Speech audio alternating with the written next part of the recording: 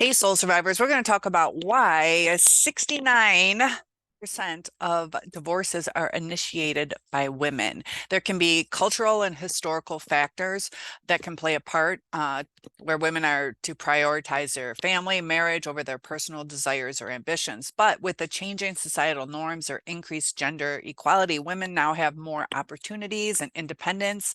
And this shift has empowered women to seek happiness and fulfillment outside their traditional gender roles, including the choice to initiate a divorce if they feel unsatisfied or unfulfilled in their marriages.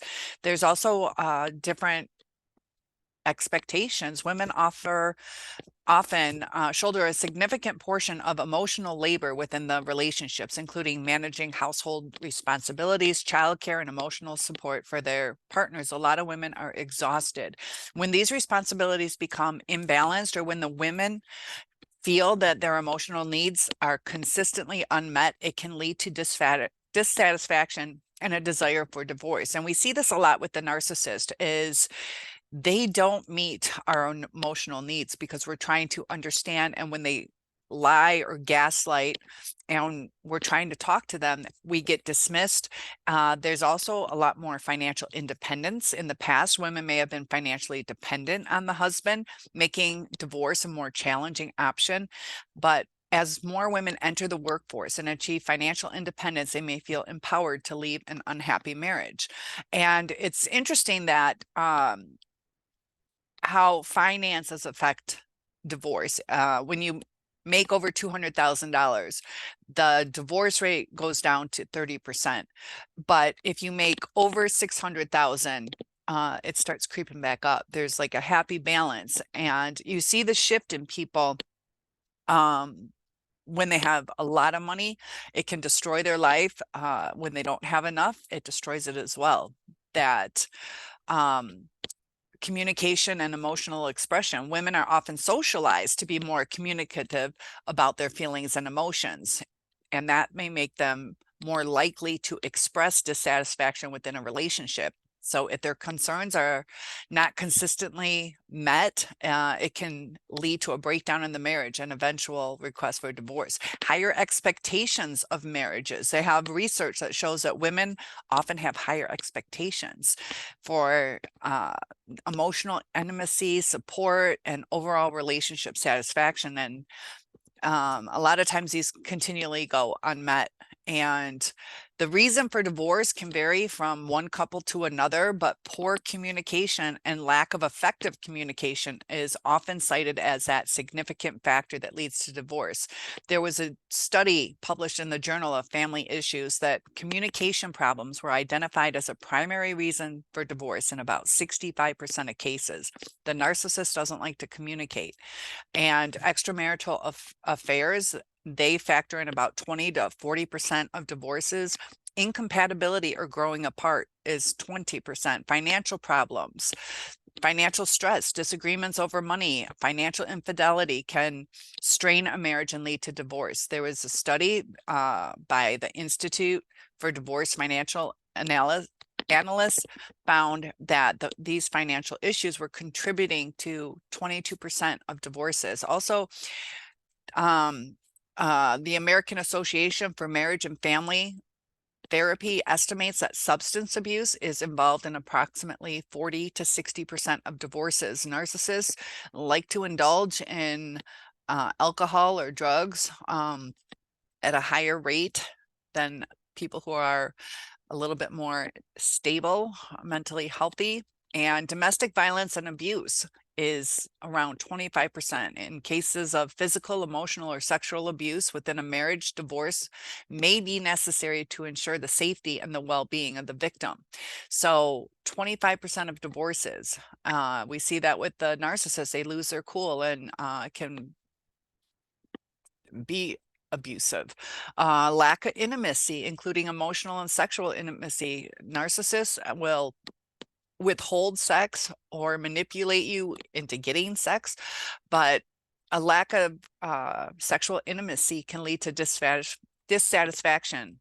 While specific statistics on this factor are limited, there are studies that suggest that sexual incompatibility is a contributing factor in about 15 to 20 of divorces. Now, it's interesting on how whether the parents were divorced of the people who are married. Growing up in a household where one's parents divorce can impact an individual's own marital stability. Research suggests that individuals whose parents divorced are more likely to experience their own divorce later on in life. One study published in the Journal of Marriage and Family found that children of divorced parents had a 50% higher risk of divorce compared to those of intact families. And it's also interesting how when your friends get divorced, it's like a 50% increase, and then they have once removed, then it's still a 33% higher chance. And they say that divorce is contagious in a sense. So stepchildren, the presence of stepchildren from previous relationships can introduce additional challenges to a marriage. Adjusting the complexities of blended families can be demanding, and the dynamics between stepchildren, stepparents, and biological parents can influence a marital satisfaction. The studies show that stepchildren can increase the risk of divorce, which estimates that couples with stepchildren have a 10 to 20% higher likelihood of divorce compared to couples without stepchildren. Also, the age of marriage that in that Journal of Marriage and Family found that couples who married in their late teens or early 20s had a higher likelihood of divorce compared to those who married in their late 20s. And it was interesting that they said that 32 was the best age to get married. And it after age 32, it was a 5% increase of getting divorced for every year, was an additional 5% likelihood on time of marriage. So if you get married at 50, you add on those percentages. Educational and socioeconomic factors can influence the stability of a marriage. Higher levels of education and greater financial resources have been linked to a reduced risk of divorce. So couples that have college degrees show that they are more likely to stay married. It's not just college classes, it's bringing it to completion and getting your degree. And that could show possibly commitment. Are you able to do things for the long haul? Kind of says a little bit about who you are. Cohabitating before marriage, and this is often referred to as living together before marriage, has become more common in recent decades. However, research indicates the premarital cohabitation is associated with a higher risk of divorce. There's many studies that have found that couples who cohabitate before marriage do have a higher divorce rate compared to those who do not cohabitate or cohabitate after engagement. So the commitment factor going into living together, is it just sliding into it, not really realizing what you're committing to, can say how you view relationships. You know, are you trying somebody out, or are you committing to them? A lot of these trials are not really being committed. Marital satisfaction and communication play significant roles in the longevity of marriage. Couples who report higher levels of marital satisfaction and effective communication tend to have more stable marriages. And the research consistently shows that couples who are able to communicate openly, resolve conflicts constructively, and maintain strong emotional connection are more likely to have successful long-term marriages. So with the narcissist, are they able to constructively take criticism? No. Are they able to communicate openly? No.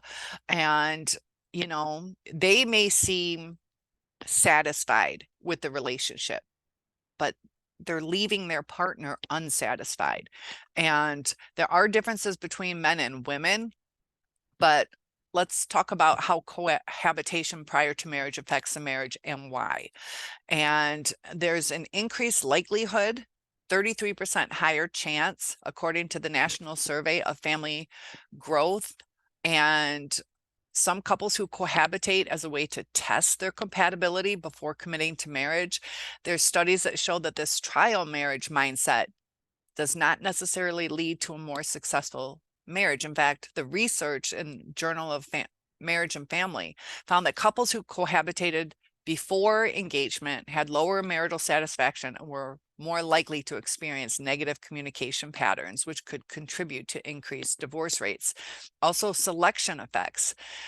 When examining the relationship between cohabitation and divorce, couples who chose to cohabitate before marriage may have certain characteristics or attitudes that make them more prone to divorce, independent of the cohabitation itself. So these selection effects can impact the statistical association between cohabitation and divorce rates. Also, cohabitation without clear plans of marriage is an indicator that it could have a higher divorce rate. Cultural and generational changes. There are a lot of things going on where it's more accepted in today's day and age to live together. But the differences between men and women and expectations and how we all get along. But with the narcissist, it's more than just not knowing how to communicate. It's the manipulation, the deception, and they're not emotionally connected to people. They don't have the empathy. Without the empathy, there's no connection. And that's why it's easier for them to either walk away or to say hurtful things, and they don't self-reflect. In a healthy relationship, if you say something where you're kind of looking for some comfort or communication or even connection, when you get dismissed too many times, it becomes more and more painful. And the narcissist can be so destructive to someone's emotional health. So I hope that was helpful, and I'll see you in the next video. One-on-ones are available. I'll see you soon.